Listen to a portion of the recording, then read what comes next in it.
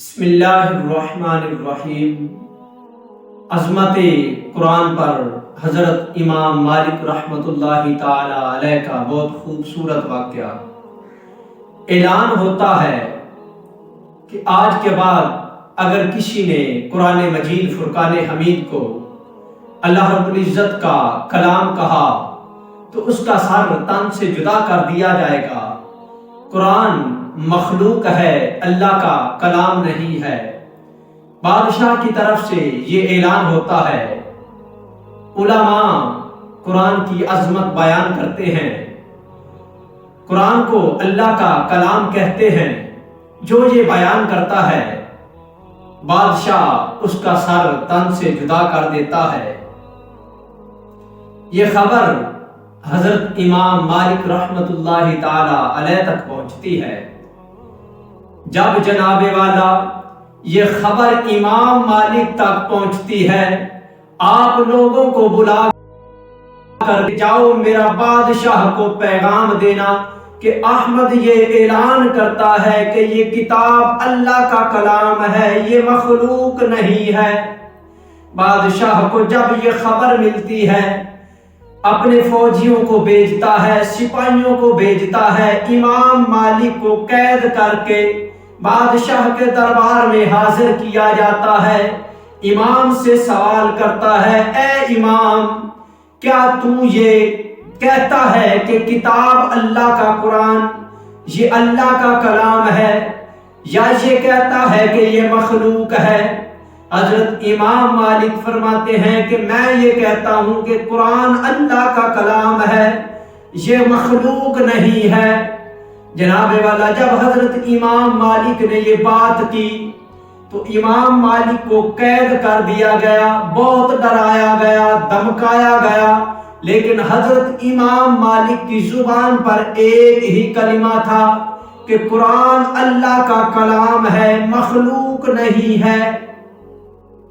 اب جناب والا دن مقرر ہوا کہ فلاں دن تک اگر آپ مان جائیں کہ قرآن مخلوق ہے تو ٹھیک ہے، اگر نہ مانے تو پھر آپ کو 60 کوڑے مارے جائیں گے۔ حضرت امام مالک بڑی دلیری کے ساتھ جب وہ وقت آیا، اب جناب والا اس بادشاہ کے سپاہی کوڑے مارنے کے لیے حضرت امام مالک کو لے جا رہے تھے۔ اب جناب والا بغداد میں سر ہی سر ہیں، لوگوں کو چیرتا ہوا ایک شخص حضرت امام مالک کے قریب آتا ہے، آ کر پوچھتا ہے، اے امام مالک، مجھے جانتے ہو میں کون ہوں؟ حضرت امام مالک فرماتے ہیں کہ میں تجھے نہیں جانتا۔ وہ کہتا ہے کہ بغداد کا سب سے بڑا میں ڈاکو ہوں، چور ہوں، چوریاں کرتا ہوں۔ انہوں نے مجھے 1200 کوڑے مارے ہیں لیکن مجھ سے چوریاں نہیں چھڑوا سکے۔ یہ نہ ہو کہ کہیں آپ ان کے کوڑوں کو دیکھ کر، کوڑوں سے ڈر کر کہیں حق کو نہ چھوڑ دیں۔ حضرت امام مالک نے جب یہ بات سنی تو بے ہوش ہو کر گر پڑے۔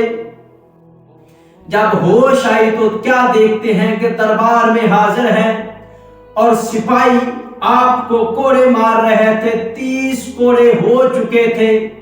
اب وہ بار بار کوڑے مارتے ہیں۔ کوڑے مارنے والا حضرت امام مالک کے قریب آ کر کہتا ہے، کان میں آ کر کہتا ہے، اے امام مالک، اگر تو میرے کان میں کہہ دے کہ قرآن مخلوق ہے، اللہ کا کلام نہیں ہے، تو بادشاہ سے میں تجھے چھڑوا دوں گا، میں تیری سفارش کروں گا۔ حضرت امام مالک نے جو جواب دیا جناب والا سن کے وہ دل ٹھنڈا ہو جائے گا۔ حضرت امام مالک فرماتے ہیں کہ اگر تو میرے کان میں آ کر کہہ دے کہ قرآن اللہ کا کلام ہے، مخلوق نہیں ہے، کل قیامت کے دن تیری سفارش اللہ کی بارگاہ میں کروں گا، اللہ رب العزت کی بارگاہ میں عرض کر کے تجھے جنت میں بھیجوں گا۔ اب جناب والا حضرت امام مالک رحمت اللہ تعالی علیہ طرح طرح کی سزائیں برداشت کرتے رہے، لیکن ایک ہی اعلان کرتے رہے کہ قرآن مخلوق نہیں ہے بلکہ یہ اللہ کا کلام ہے۔ 28 माह तक हजरत इमाम मालिक रहमतुल्लाहि ताला अलैह कैद रहे, तरह तरह की सजाएं बर्दाश्त करते रहे, लेकिन ऐलान वो ही करते रहे कि कुरान अल्लाह का कलाम है। 28 माह के बाद हुकूमत ने, बादशाह ने तंग आकर आपको रिहा कर दिया। रिहाई के बाद आप 21 साल तक जिंदा रहे और 21 साल जिंदा रहकर यही तबलीग करते रहे, यही ऐलान करते रहे कि कुरान अल्लाह का कलाम है। आज देखिए उस कुरान की तौहीन की जा रही है, उस कुरान को जलाया जा रहा है, जिस कुरान की खातिर हमारे बुजुर्गों ने अपने मन, धन, माल सब कुछ कुर्बान कर दिया, लेकिन कुरान मजीद फुरकान हमीद की अजमत पे हर्फ नहीं आने दिया।